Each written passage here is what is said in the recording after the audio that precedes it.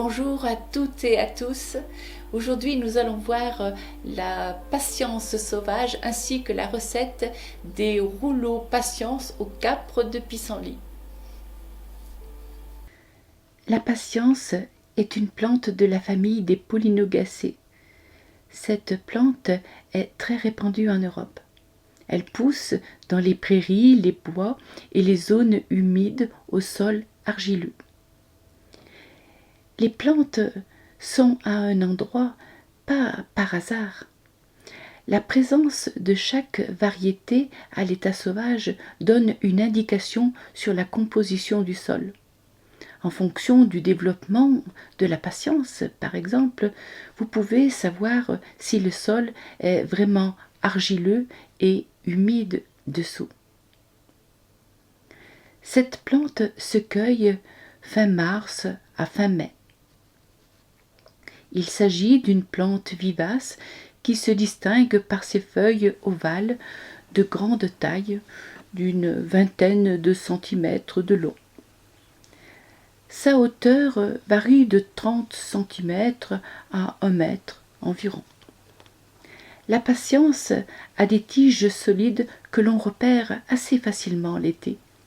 Elle a une inflorescence aux grappes rougeâtres avec un peu de vert peut-être.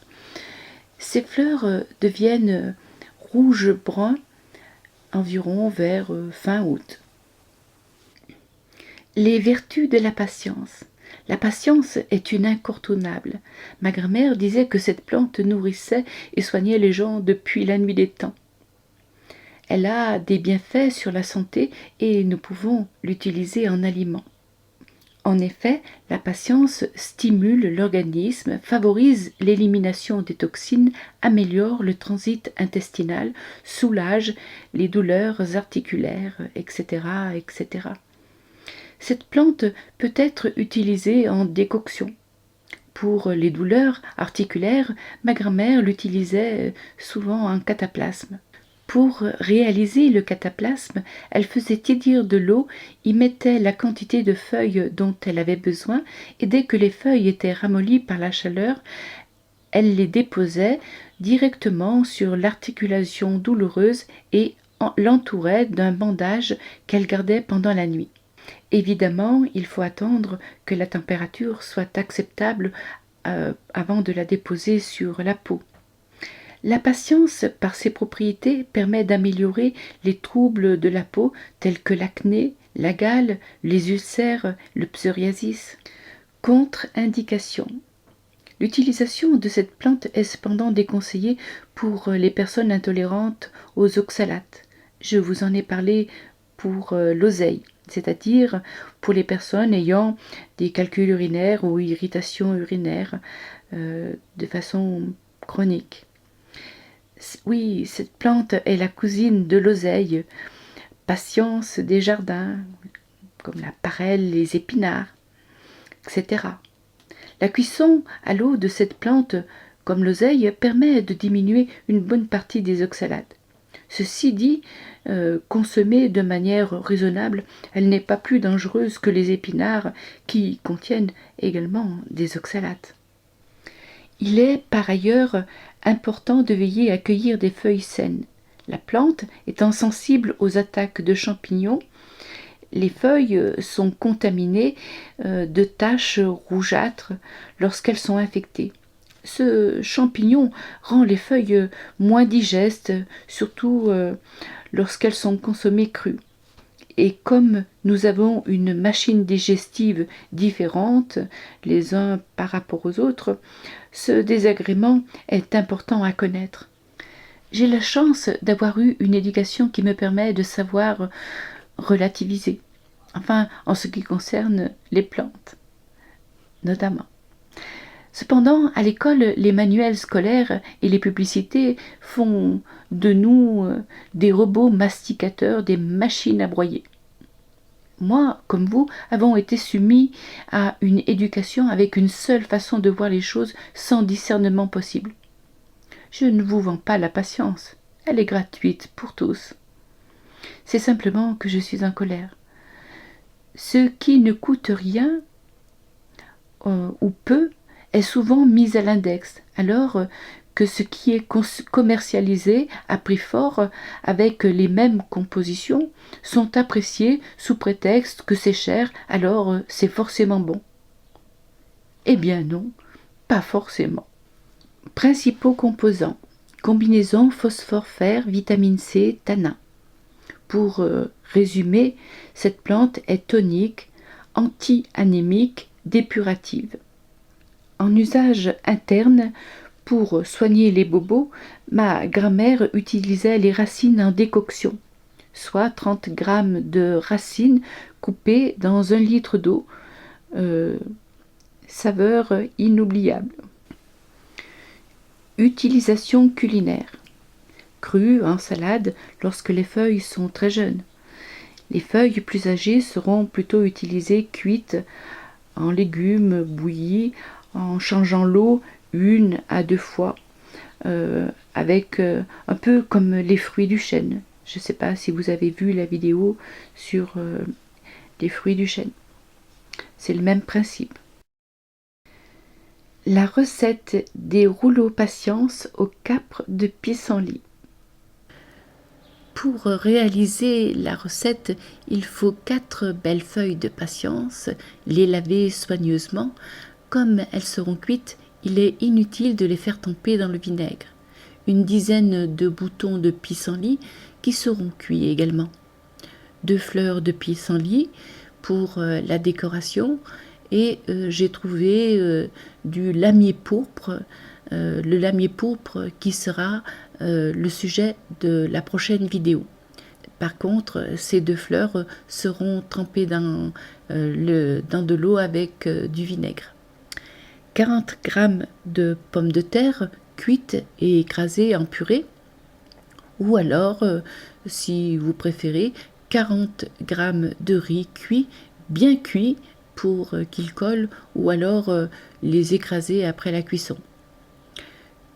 1 ou 2 tomates, cela dépend de la grosseur. 2 gousses d'échalotes pour additionner d'une part à la purée et l'autre pour les tomates. 3 cuillerées à soupe d'huile d'olive ou une autre matière grasse selon votre choix. Du sel et du poivre. Dans la poêle, mettre 3 cuillerées à soupe d'huile d'olive, y ajouter les boutons de pissenlit en ayant pris soin de bien les égoutter. C'est assez extraordinaire. Avec la chaleur, les boutons de pissenlit s'ouvrent. À mi-cuisson, ajoutez une gousse d'échalote coupée en rondelles, les faire cuire et enfin ajoutez les pommes de terre écrasées, mélangez le tout, salez et poivrez.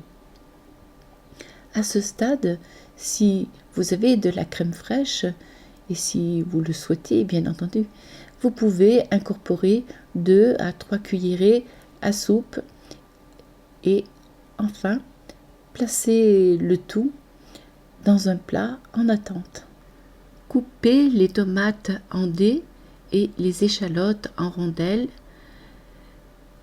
Ensuite, les faire cuire jusqu'à obtenir une texture qui ressemble à celle du coulis.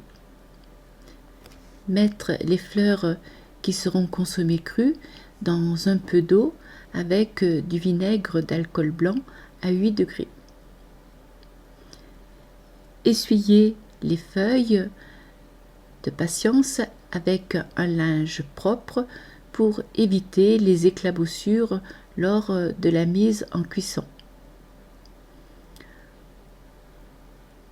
Ensuite, déposez une cuillère à soupe de farce dans le centre de la feuille, la rouler et mettre un cure-dent pour tenir le tout jusqu'à la cuisson.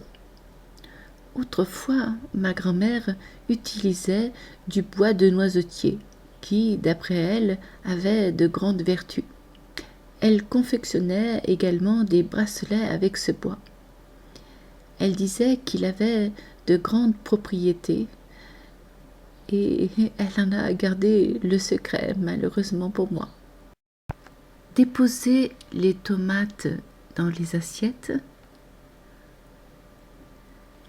Les poêles en acier n'ont pas besoin d'être lavés et puis cela m'arrange car la deuxième que j'ai est vraiment très très grande.